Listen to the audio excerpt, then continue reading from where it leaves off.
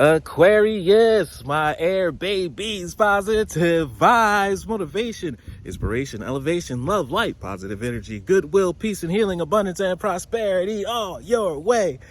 Please like, share, comment, and subscribe. This page has been a blessing to you. Your word of the day is belief. I in the world and Lord God, Spirit, Universe, Source, Strength, Jesus Christ need you to believe in yourself. Believe in who you are. Believe that you are that adventurer. Believe you are that genius. You are that difference maker. That one that once you touch another hand, the light inside them starts to illuminate because you teach people how to live.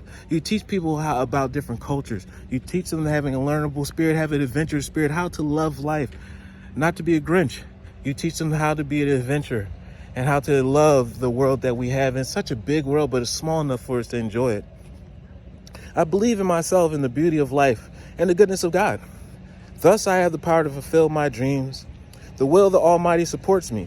My life is showered in divine light, and my heart opens to the power of the universe. It is your time to shine. Shine, baby, shine. Love one another. Be kind to one another. Love yourself. I love you too.